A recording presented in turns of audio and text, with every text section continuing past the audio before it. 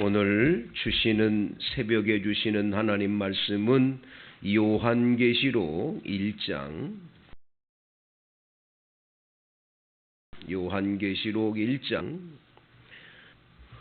6절까지 말씀 되겠습니다. 4절부터 6절까지 말씀. 이 계시된 말씀을 읽는 자가 또 듣는 자가 그 가운데 기록된 것을 지키는 자가 복이 있다고 그랬으니까 우리 다 같이 한 목소리로 합독하십니다.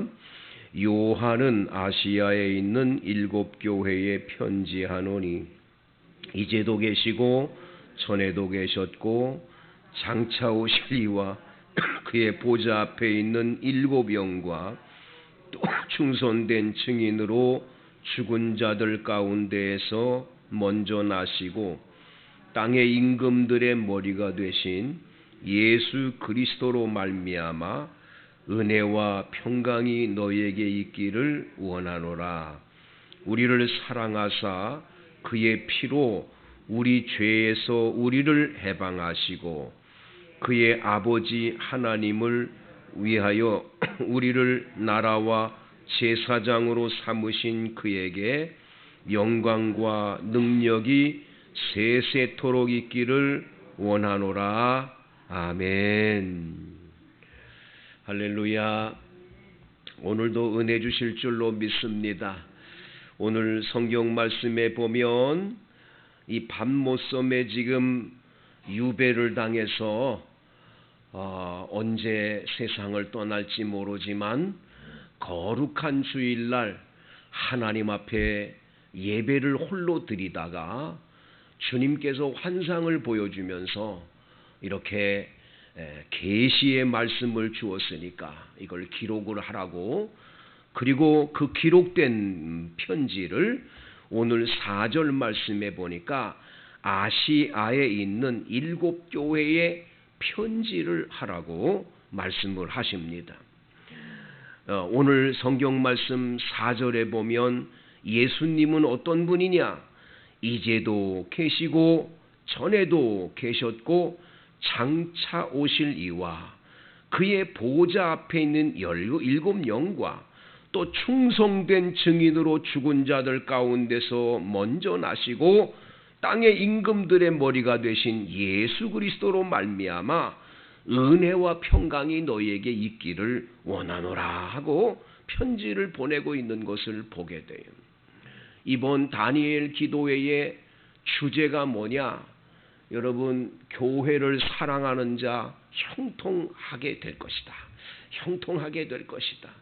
여러분, 그래서 이 요한계시록에 있는 7교회의 편지를 보내는 것은 바로 우리 원당반석교회에도 보낸 편지 내용이다. 그래서 이번에 이 7교회에 보낸 편지를 같이 공부할 때에, 그리고 같이 나눌 때에 성령께서 우리에게 교회 사랑하는 마음, 어떻게 하면 바른 교회, 복된 교회로 갈 수 있을까? 주께서 우리에게 가르쳐 주실 줄로 믿습니다. 여러분, 교회의 머리가 누구냐? 교회의 주인이 누구냐? 교회의 주인이 자꾸 사람이 되려고 그러면 그때부터 그 교회는 교회다운 교회가 될 수가 없어요. 교회는 예수님이 주인인 줄로 믿습니다. 예수님의 몸된 교회예요. 주님의 몸이에요. 그렇기 때문에 교회를 자꾸 사람이 내가 주인 노릇하고 내가 이 교회를 움직이겠다. 그때부터 그 교회는 타락하게 돼 있는 거예요. 세상에 많은 교회들이 있지만 그 교회들이 왜 무너지고 넘어지고 자꾸 쓰러지냐? 주인을 몰라봐서 그래. 주인이 누구냐? 예수님이세요. 예수님. 믿습니까? 여러분, 그래서 오늘 성경에 보면 예수님께서는 죽은 자 가운데서 부활하신 예수님인데 땅의 임금들의 머리가 되셨다고 그랬어요. 이 세상에 임금들 많지만 영원하지 못해요. 다 무너져요. 그분들의 머리 중에 머리, 가장 그 세상의 주권자며 큰 권세를 가졌다는 사람들보다 가장 높이 존경받는 분은 오로지 왕의 왕은 예수님밖에는 안 계신 거예요. 다른 데 있지 않다란 거예요. 그래서 여러분, 땅의 임금들의 머리가 되신 예수님이라는 걸 꼭 기억해야 돼요. 우리나라 대통령도요, 5년 하면 끝나는 거예요. 뭐 영원히 하는 줄 알지만 5년 하면 다 끝나는 거예요. 어느 누구도 영원한 권력을 가진 게 없어요. 권불 10년이라고요. 아무리 권자에 들어가서 큰 소리 떵떵 치고 왕이라고 임금이라고 큰 소리 쳐도 10년 못 넘긴다는 게 역사의 정설인 거예요. 중국이요, 그 수천 년 역사에 진시황부터 계속 내려오는 역사, 진시황이 진시라고, 시자가 뭐냐, 처음 시자를 쓰는 거예요. 자기가 처음으로 황제가 됐다는 거예요. 자기 이제 후손들이 전부 황제가 돼서 영원히 중국을 지배할 거다. 하지만 진시황 겨우 48살인가 5살에 세상 떠나요. 뭐 불로초 구하고 뭐 영원히 살 줄 알지만 금방 세상 떠나요. 그 아들이 황제 됐지만 얼마 안 있다가 세상 떠나서 진시황 가족이 겨우 중국을 다스린 거 되지가 않는 거예요. 그 아들 10년 딱 하고는 세상 떠나는 거예요. 그 이후부터 다 황제가 바뀌는 거예요. 성도 여러분, 오로지 영원한 우리의 그 왕 중의 왕은 예수님 외에는 안 계신 줄로 믿습니다. 그러면 예수님이 우리에게 주시는 것이 뭐냐 말이에요. 오늘 성경 5절에 보면 예수 그리스도로 말미암아 은혜와 평강이 여러분과 저에게 임하는 줄로 믿습니다. 예수님은 왕 중의 왕이 되셔서 우리를 막 다스리고 지배하고 우리를 괴롭히고 힘들게 하는 왕이 아니라 언제나 우리에게 은혜를 주시는 거예요. 은혜. 할렐루야. 이 은혜라고 하는 걸 기억해야 해요. 여러분, 기독교인은 은혜 없으면 살 수가 없는 거예요. 은혜 아니면 살아갈 수가 없네. 호흡마저도 다 주의 것이니 참된 평안과 위로 내게 없어도 예수, 오직 예수뿐이네. 할렐루야. 이 예수님만이 은혜. 예수님은 우리에게 은혜를 주세요.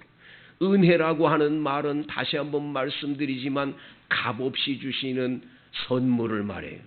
근데 값없이 주시는데 그냥 아무개나 막 평등하게 똑같은 사람끼리 주는 그런 게 아니라 정말 우리들이 받을 수 없는 높은 위치에 있는 분이 우리에게 호의를 베푸시는데 값없이 뭔가 대가를 바라지 않고 베풀어 주는 거예요. 선물을 주는 거예요. 그게 은혜예요. 은혜. 하나님이 주시는 것은 다 은혜예요. 우리 예수님이 주신 은혜가 가장 큰 은혜인 줄로 믿습니다. 나 같은 죄인이 어떻게 죄사함 받고 구원을 받아 하나님의 아들, 딸 됐냐 이거예요. 예수님이 어떻게 나 같은 것 위해서 십자가에 못 박혀 돌아가셔서 그 예수님이 주신 그 사랑 은혜로 내가 이렇게 구원을 받았냐. 너무너무 감사한 거지요. 너무너무 행복한 거죠. 그리고 주님은 우리에게 평강을 주십니다. 헬라어로는 에이레네라고 그러지만 여러분 히브리어로는 샬롬이라고 그래요. 샬롬. 유대인들은 언제나 만나면 서로 어깨를 이렇게 볼을 비비면서 서로 대면서 샬롬하고 인사를 하는 인사법을 갖고 있어요. 샬롬이라고 하는 인사는 다른 뜻이 아니에요. 지금보다도 당신이 가지고 있는 어려운 문제가 있다면 그거 다 해결해 달라고 하는 의미가 들어있어요. 여러분, 다 있는데, 잔치집에 다 있는데 포도주가 없다. 그러면 예수님은 물이 변하여 포도주 되게 해서 완벽하게 채워주시는 거예요. 이게 샬롬인 거예요. 여러분들의 삶 속에 모자라고 부족한 게 뭐냐. 다른 건 다 있는데 이게 없단 말이에요. 우리 사랑하는 자녀들이 결혼을 해야 되는데 잘 못한다. 이 결혼 문제가 우리 아이는 다 괜찮은데 왜 결혼을 못할까? 이런 문제들. 아이고 우리 식구들은 다 하나님이 축복을 줘서 좋은데 왜 건강치 못할까? 아플까? 그런 문제들. 여러분이 가지고 있는 문제들 가운데 모자라고 부족하고 이런 문제들이 완벽하게 채워지는 게 샬롬이에요. 샬롬. 할렐루야. 여러분 이 샬롬의 은혜는 예수님만 주실 수 있는 줄로 믿습니다. 그래서 여러분이 이번 새벽 집회 때 하나님의 은혜, 하나님이 주시는 평강인 샬롬의 복이 임하기를 축복합니다. 하나님이 이 은혜를 주시는 거예요. 우리 예수님께서는 또한 우리를 사랑하사 그의 피로 우리를 죄에서 해방하게 해주신 분이에요. 믿습니까? 이 죄 문제가 얼마나 심각한지 몰라요. 지금 많은 사람들이 왜 죽음을 두려워합니까? 왜 사람들이 밤에 잠잘 때에 자꾸 고민하고 걱정합니까? 그 깊은 심연 속에 들어가면 그거 다 죄 때문이에요. 죄 문제 해결하면 평안합니다. 걱정할 게 없습니다. 잠도 잘 자게 되고 죽음이 와도 염려하지 않아요. 죄 문제 해결됐으니 우리는 지옥에 갈 것이 아니라 영원한 천국 가게 됐으니까 죽음 두렵지 않아요. 그래서 예수를 믿고 죄사함 받은 게 확신 있는 사람은 마지막에 임종할 때 가서 예배드리면 다 알아요. 아유, 이분은 예수를 믿고 죄사함 확실히 받았구나. 아주 편안하게 찬송 부르면서 얼굴이 환하게 빛나가지고는 천사들이 그 영혼을 데리고 오는 것 같은 분명한 모습이 보이는 거예요. 저는 여러분 지금까지 목회 생활을 30년 넘게 목사한 지 벌써 30년이 넘었잖아요. 많은 사람들 운명할 때 임종 예배 많이 드렸어요. 그 세상 떠날 임세에 가서 목사가 찬송하고 예배드리고 기도할 때 가만히 들여다보면 정말 이분은 예수를 믿고 구원받았구나. 확신 있는 분들이 많아요. 죄사함의 은혜가 굉장히 중요한 거예요. 여러분들이 이거 확신 가져야 될 줄로 믿습니다. 아직도 내 마음속에 자꾸 떠오르는 죄가 있어요? 내가 그때 그 죄를 지으면 안 되는데 왜 자꾸 하나님께 고백했는데도 또 생각나고 또 생각나요? 여러분 생각날 때는 사탄 마귀의 장난이라고 생각하세요. 하나님께 고백했으면 주님은 용서해 준 줄로 믿으셔야 돼요. 이게 자꾸 떠오르게 하는 건 마귀가 하는 짓이에요. 사탄아! 물러가라! 물리치셔야 될 줄로 믿습니다. 여러분 주님은 우리가 죄를 고백할 때 용서를 해 주시는 거예요.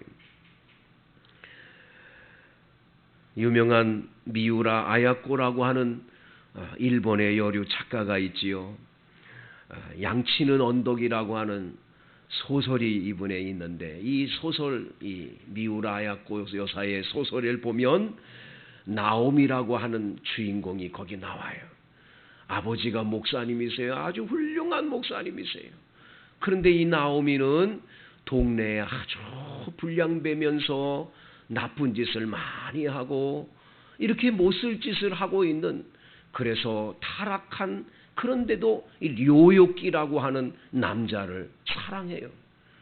이 깡패가 아주 못된 깡패인데 이 나오미를 어떻게 속였는지 나오미가 한순간에 그 남자한테 자꾸 시집을 가겠다는 거예요. 아버지가 가면 안 된다고. 나오미는 얘기해요.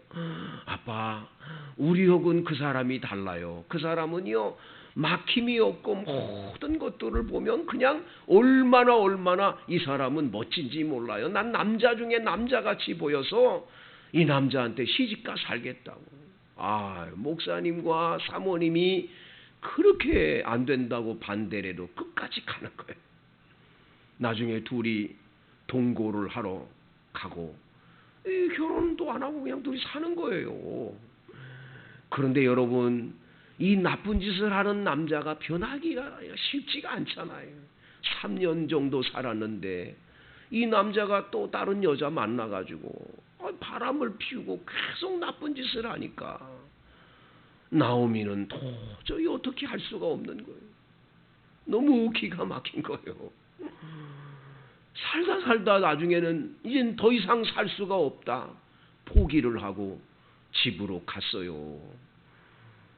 차마 아버지 집에 가기가 너무 부끄러워 갔는데 아버지는 그 깜깜한 밤에 이렇게 등불을 켜놓고 그 딸이 오기를 위해서 대문을 열어놓고 기다리고 있는 거예요. 3년 내내 했던 거예요. 나오미가 너무 아버지의 그 사랑이 너무 크니까 그냥 바깥에 대문에서 우니까 너 왔냐고 어루 들어오라고. 그러면서 그 어머니 아버지가 그 잘못된 딸을 그대로 데리고 오는 거예요. 그런데 그 나오미가 이제 마음의 상처와 아픔들을 전부 씻을 즈음 됐는데 이 나쁜 이 료욕기 이 나쁜 이 남자가 폐병에 걸려서 다 죽게 생기니까 지 조강지쳐 나오미한테 돌아오는 거예요. 세상에 이런 아픔이 어디 있어요. 그런데 나오미는 받아주고 싶지 않은데 아버지 목사님이 얘기를 하는 거예요. 사랑이라는 건 끝까지 변하지 않는 거라고. 사랑이라는 건 손해를 보는 거라고. 용서해 줄 때 진짜 사랑이라고.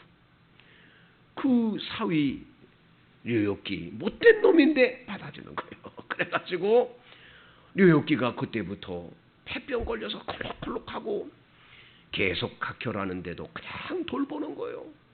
이 남자가 이 예수님의 사랑이 얼마나 큰 건가. 자기 같은 사람을 어떻게 받아주냐. 삶의 변화가 나타나는 거예요. 그래가지고 같이 예배를 드리고 신앙생활을 열심히 하는 거예요. 자기 같은 사람을 봐준다는 건 있을 수가 없는데 너무 사랑이 크니까 이래 하루하루 회복이 돼가지고 건강하게 되는 거예요. 류욕기는 원래 그림을 잘 그렸어요. 화가였어요. 그런데 매일매일 기침하면서도 그림을 그려요. 그런데 그림 그리는 걸 절대로 보지 못하도록 항상 끝나고 나면 하얀 천으로 그 캔버스를 탁 덮어가지고 아무도 보지 못하게 하는. 아내인 나오미가 보자 그러고 절대 보면 안 된다고. 계속 그림을 그리고 예배당에 예배드리고 기도하고 신앙의 생활을 바뀌어지는 거예요. 자신의 죄를 철저히 회개하고 그래요. 세상에 이 남자가 건강해지고 나니까요. 옛날에 그 못된 여자, 그 료욕기하고 이 바람 피우던 그 여자가 나타나는 거예요. 건강해지니까 나타나는 거예요. 오라고. 나한테 오라고. 아니 난 못 간다고. 아니라고. 오라고. 그래도 안 가니까 마지막 한 번 딱 만나서 우리 이별의 만남만 갖자고. 나 그러면 되겠다. 그래 만나서 갔는데 마지막에 술에다가 독약을 잠자는 약을 해가지고 이 남자를 어떻게든지 유혹해서 끝까지 가려고 그랬는데 그걸 이별주라고 한 번만 마시라도 안 마신다고. 나는 이제 예수 믿는 사람이라고 안 맞는다. 계속 마시. 이거 끝이라고. 그거 마셨다가 이 남자가 어떻게 할 수가 없는데 이 여자네 집에서 자면 안 되니까. 난 끝까지 예수 믿으니까 이제 그 길로 가야 되니까. 이 여자하고는 끝이니까. 어떻게든지 나오는데 나왔다가 그 추운 겨울에 결국은 수면제 때문에 길가에 쓰러져서 료욕기는 세상을 떠나는 거예요. 끝까지 믿음을 지키려고 그랬던 거예요. 장례식이 끝난 다음에 료욕기가 그림 그린 것이 뭔가를 찾아가서 캠퍼스를 다 열었는데 보니까 예수님이 십자가에 피 흘려 톡톡톡 떨어지는 피 흘려 돌아가시는 장면을 그림 그려놨는데 그 그림의 가장 중요한 부분은 그 밑에서 예수님의 다리를 붙들고 막 울고 있는 그림이에요. 한 남자. 그게 누구냐? 료욕기 자신을 그려놓은 거예요. 거기에. 그러면서 거기에 맨 마지막에 소설의 끝은 뭐냐? 우리 예수님의 십자가로 인해서 세상의 모든 사람의 죄는 씻어짐을 이야기하는 거예요. 성도 여러분, 여러분이 어떤 죄가 있든 주님은 다 용서해 주시고 우리 주님은 여러분들을 너무너무 사랑해서 오늘도 은혜 주시고 평강을 주시는 줄로 믿습니다. 이 은혜가 여러분과 함께 하실 줄로 믿습니다. 여러분 다 같이